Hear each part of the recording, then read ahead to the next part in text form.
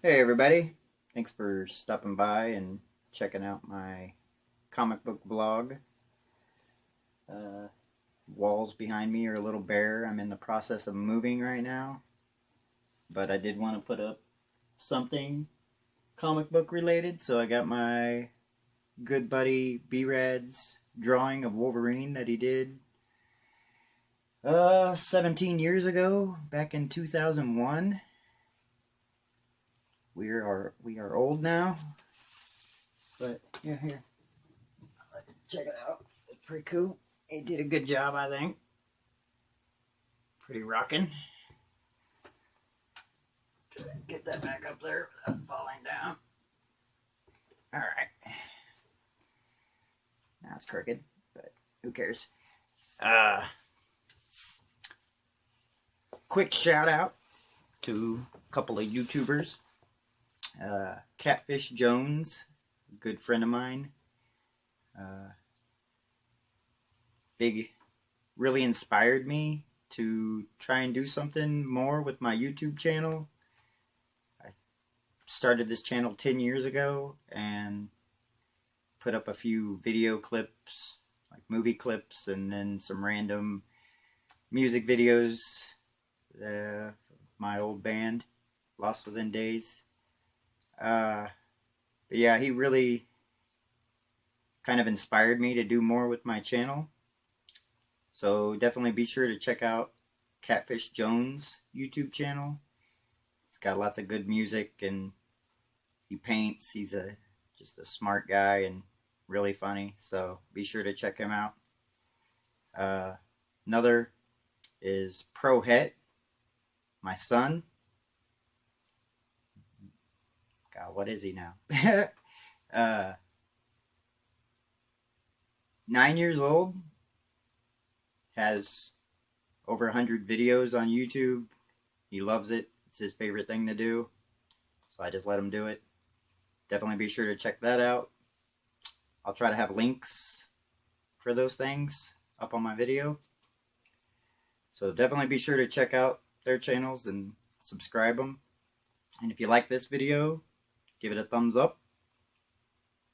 And be sure to hit the subscribe button. Anyhow, I wanted to, since I'm in the process of moving, I have been going through all my stuff and I got to my comic books and I started thinking, I was like, man, I really haven't touched these comics in years. Haven't really done anything other than fumble through them a little bit, see what I got. So I really need to catch up on reading them, rereading them, and so I thought I'd share it with everybody. Yeah. So I'm just gonna kind of, I don't know much about the history of the comics themselves. This is more like my personal history with the comic, and then we'll look through it and read it and just check stuff out and, see what happens. So I thought I would start with the oldest comic in my collection. I still own the first comic book that I ever purchased. And I remember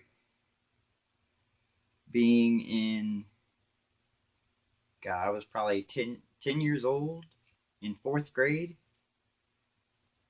fourth or fifth grade. And yeah, I was 10 years old, almost 10 when this came out.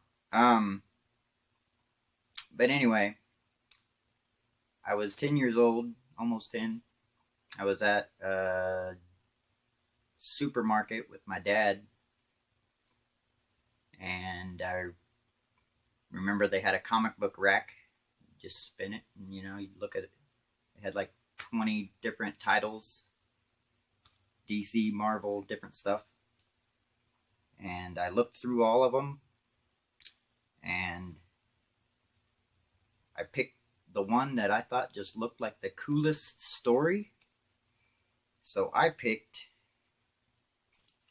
the Punisher War Journal. Number 31, June 1990, I believe.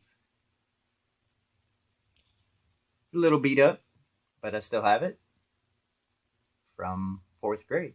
So it's pretty good, I think. But yeah, I remember getting this comic for the first time. And I just thought the character looked cool. Because for one thing, he's wearing a black suit with a big skull on the front. What could be cooler than that? And he's shooting people, which I was like, sweet. This guy is not a superhero, he's just a badass. And that's what I liked about him. And I do believe I read this comic when I first got it. And I probably haven't read it since. I'll tell you, one of my favorite things about looking at all these old comics is all the ads. The old ads. Game Boy ad. See this? Oh, yeah. This So, is my boomstick. I just got a text message. If you can name that movie, do so in the comments. But yeah, we will go through this, read it a little bit, look at all the ads. Like I said, that's my favorite part. And yeah, we'll see what happens from there. Alright. Punisher War Journal. Number 31. Cost $1.75. Let's see. The Kamchatkan Conspiracy, Part 1 of 3. But look at this cover. I mean, what 10-year-old kid isn't going to want to buy this comic? Like, dude, that's sick. Dude skiing and shooting people. Too badass. Blood and oil in the Alaskan wastes. Let's get into this. Yeah. A little gnarly. I didn't know much about taking care of comics when I first started. They were just comic books. That's the back of it. Crazy. I was never much into video games, though. Let's see what we got.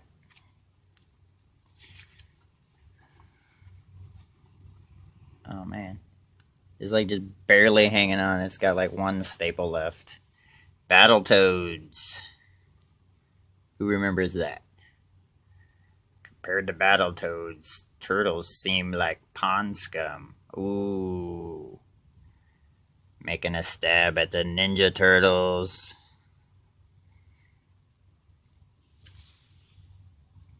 Dude, if you're ready for a game that totally kicks butt, get Battletoads. With 12 leaping levels of fierce fighting and radical racing for 1 or 2 players. Sweet. What else we got here? I do remember Off-Road. I played the hell out of that game. That was a good one. Anyway, on to the book. Punisher War Journal. Volume 1, number 31. June. Oh, it was 91. Okay. So I was almost 11. I stand corrected. Anyway, who reads all that stuff? Yeah.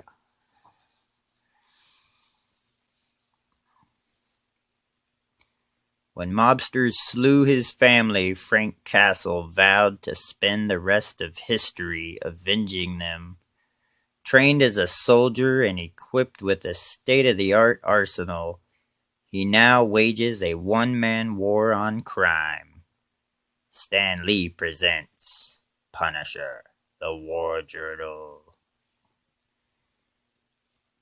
Mike Barron, writer. Andy Kubert, penciler. Joe Kubert, inker. Jim Novak, letterer. Greg Wright, the colorist. Don Daly, editor. Tom DeFalco, chief.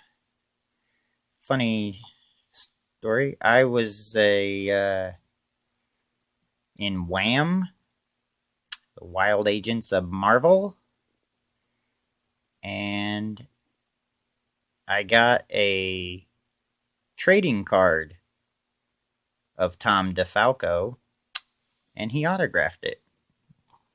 So I have Tom DeFalco's autograph. But anyway, on with the story. Punisher War Journal, Fairbanks. Got a tip that the Crips and the Bloods are moving in to turn the locals onto crack. Supposed to be a meet shortly in the lobby. I definitely don't think I'm going to be able to read this whole thing. Not all awkward like this, picking it up and stuff. So we'll just kind of take a look.